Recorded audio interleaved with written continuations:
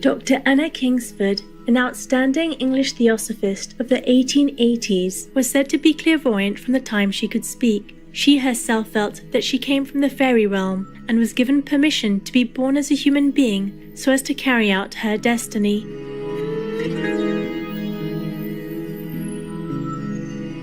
At the tender age of 13, Anna wrote the book, Beatrice, a tale of the early Christians. Her early wisdom can be seen in the following excerpt. How foolish are they who seek to promote their own comfort by making it their sole study. They lose the very object of their desires and invariably render themselves restless and unhappy.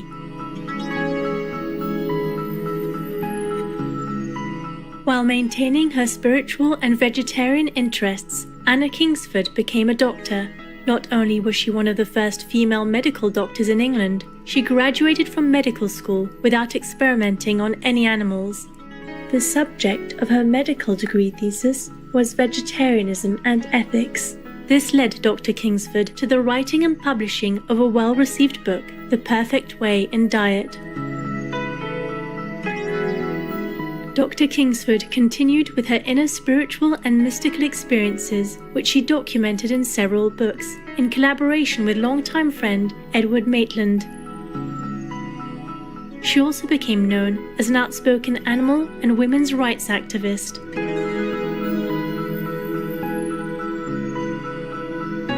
We now share with you selections from the book, The Perfect Way or The Finding of Christ. This book merges the spiritual values of Christianity and Theosophy to reveal a unifying wisdom that allows humans from all religions to progress along the path to perfection. According to Dr. Anna Kingsford, this perfection is exemplified by the Christ principle, which everyone is capable of discovering within.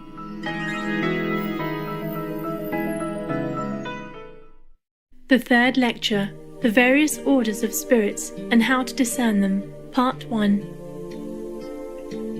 The next circulus, the third, with its spirits, corresponds to earth and contains the shades, Lares and Penates, of the dead. These are of many different kinds. Some are mere shades, spiritual corpses, which will soon be absorbed by the fourth circulus just described and become mere magnetic phantoms. Some are ghosts or astral souls not containing the divine particle, but representing merely the earthly minds of the departed. These are in limbo or the lower Eden. Others are really souls and of the celestial order or anima divina, who are in purgatory, being bound to the astral envelope and unable to quit it. They are sometimes called earthbound spirits, and they often suffer horrible torments in their prison, not because this circulus is itself a place of torment, but because to the anima divina, the body, whether material or astral, is a house of bondage and chamber of ordeal. The strong wills, love, and charity of those on earth may relieve these souls and lessen the time of their purgatorial penance. Of some of them, the retention is due to ignorance, of others to sensuality, and of others to crimes of violence, injustice, and cruelty. This sphere is also inhabited by a terrible class, that of the devils, some of whom are of great power and malice. Of these, the souls are never set free.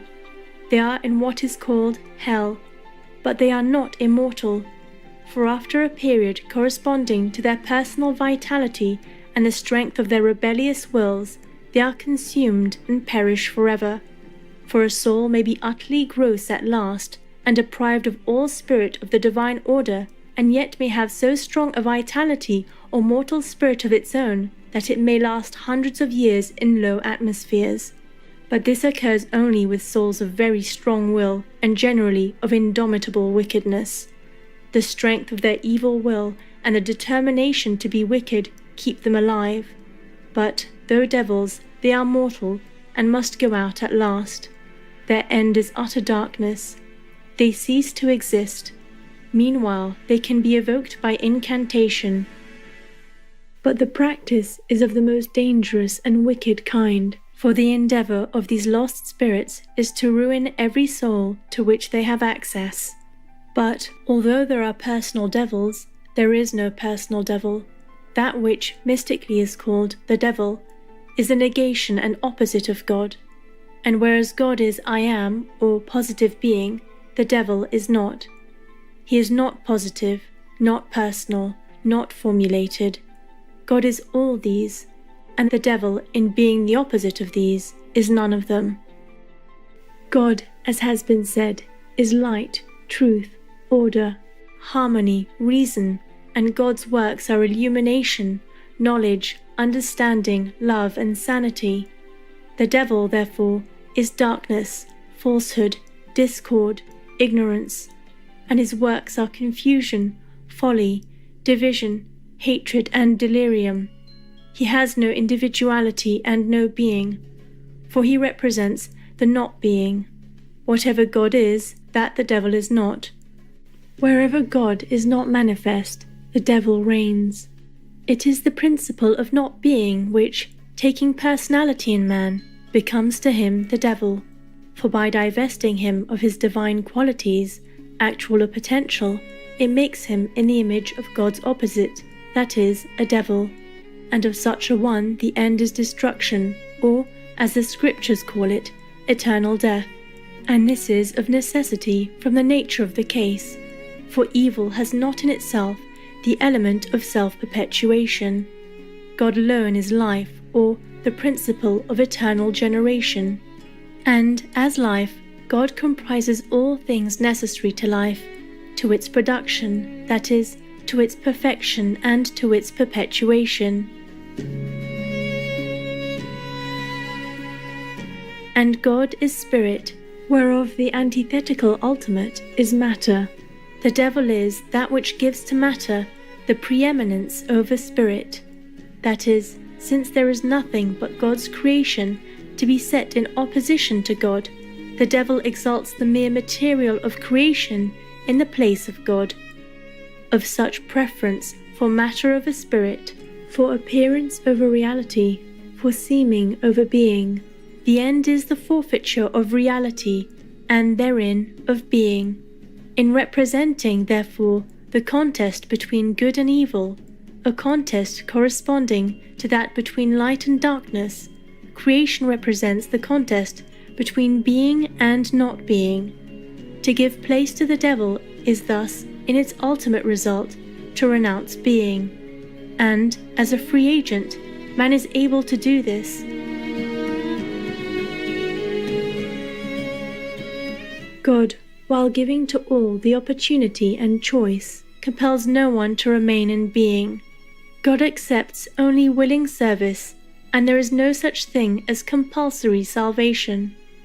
God, that is good, must be loved and followed for the sake of God and good, not through fear of possible penalties or hope of possible rewards.